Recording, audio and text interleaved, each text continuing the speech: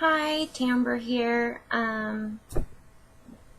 aka Tangerine the Ballerina, Belle behind the gun, Belle the second. So this is my third video now. So at the end of my last video, I was talking to you about how my doctor sent me to the Mayo Clinic in Rochester, Minnesota. So, my best friend and I, God bless her, we went. Just the two of us. And that was a very interesting experience. We can laugh about it now because it was 2 years ago. But, so, it was very, very crazy. Those are from some funny anecdotes for later. But getting the diagnosis of Ehlers-Danlos syndrome, type 3, took a lot of testing even when I got to Minnesota. So, when I finally got there, had my first intake appointment with the general doctor, she basically asked me, what are your symptoms? And since my symptoms just ranged everywhere from head to toe, I was seeing everyone from a neurologist to a psychologist to a neuropsychology to a psychiatrist to a voice and swallowing doctor to a heart doctor to a pancreatic specialist because I have chronic pancreatitis as well, to a orthopedist for my hips and my knees and my legs, to several rheumatologists. I saw 2 or 3, and finally to a geneticist. Now,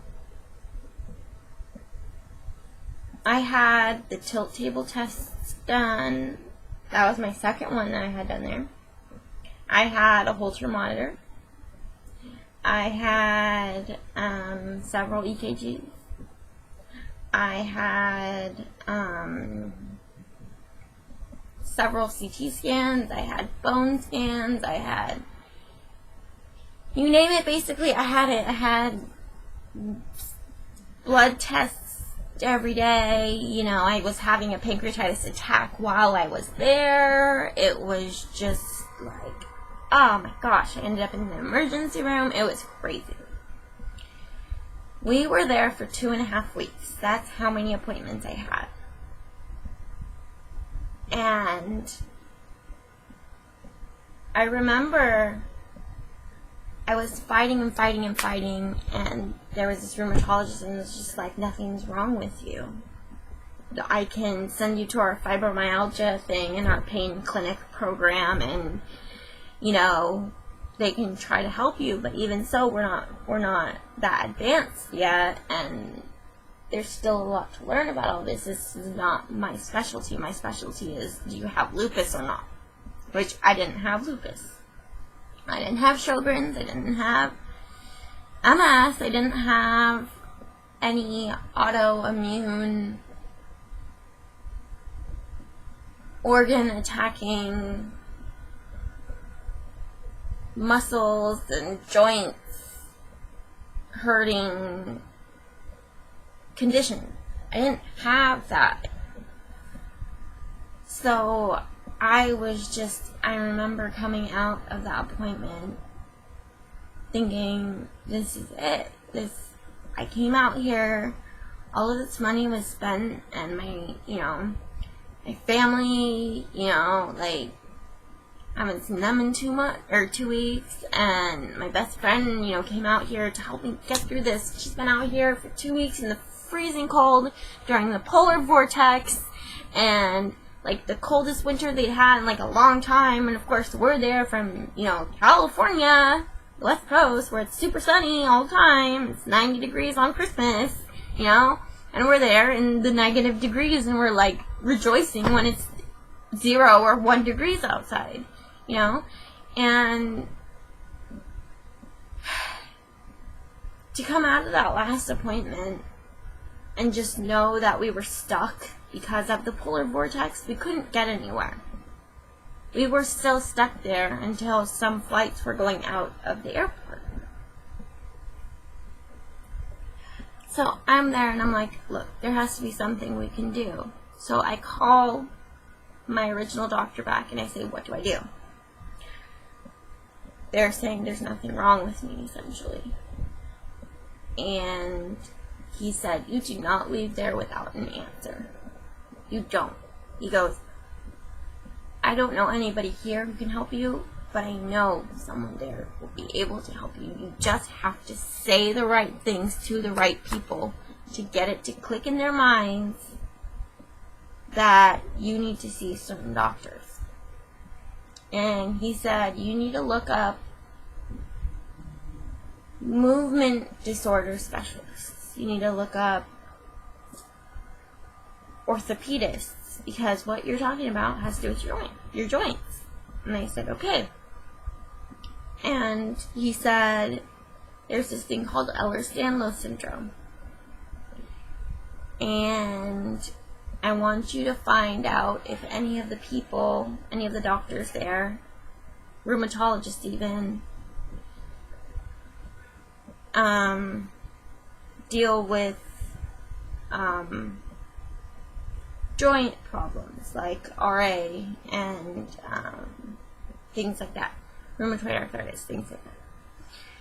And also, you need to see an orthopedist before you go see the next rheumatologist. And I said, okay.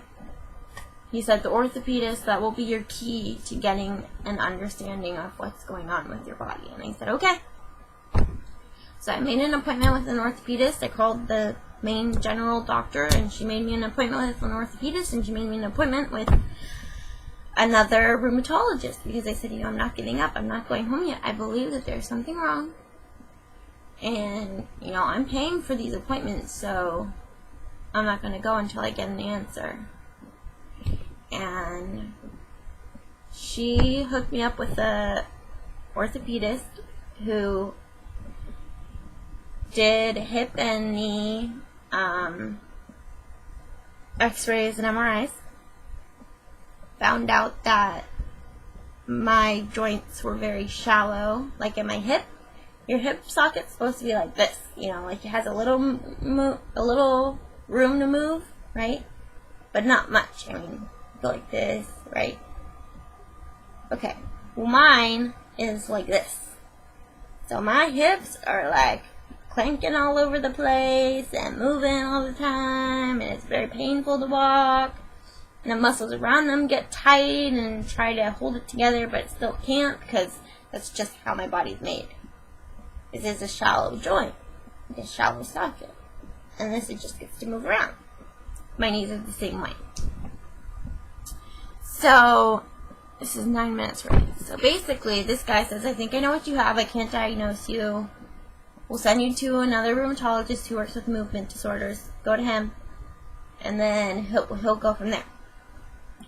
So between him and the other guy had me do, basically he just checked to make sure I was hypermobile, which the orthopedist found out that I was very hypermobile. And from there, he said, I believe I know what you have. I am not qualified to diagnose you with this condition, as it is not a rheumatological condition. I can't give you the name of the condition, but I am fairly confident in who I'm going to send you to, because he's a specialist at this. He sent me to a man named Dr. Kirmani, and he specialized in genetic counseling for families, and he specializes, I believe he's still a doctor, in Ehlers-Danlos syndrome, all the types of it, and other rare conditions. I went to him. He did what is called the Baton scale, or test, what have you, and I scored an 8 out of 10, I think, or 6 out of 9. I don't know. I scored a 7. I think it was 7 out of 9, or 8 out of 9, or 10, or whatever. I scored pretty high on this test, which basically means you're very hypermobile. And with my family history, he came to the conclusion that I have hypermobility type Ehlers-Danlos syndrome, and gave me resources. And I hugged him. I cried. My best friend, she was there. We were just like, thank you. Like you have, like, no idea how much this means to have a diagnosis that makes everything else make sense. Like, yeah, all of these horrible things, horrible symptoms come along with it, but to hear a doctor validate everything I've been going through since I was 12 or 14, you know, was just unheard of since, you know, ever. And now that I had this, I could walk out the door and say, I have Ehlers-Danlos syndrome. And that's what I did. I walked out the door, called my family, sat down, cried, of course, finally, you know. And it was just amazing to finally get a diagnosis. Even if it's something that is not curable, just to know what's going on made a lot of difference. So that's where I'm going to end this video. That's how I got diagnosed, by seeing tons of doctors at the Mayo Clinic in Rochester, Minnesota. There is a doctor there now called Dr. Daly, and he's a geneticist.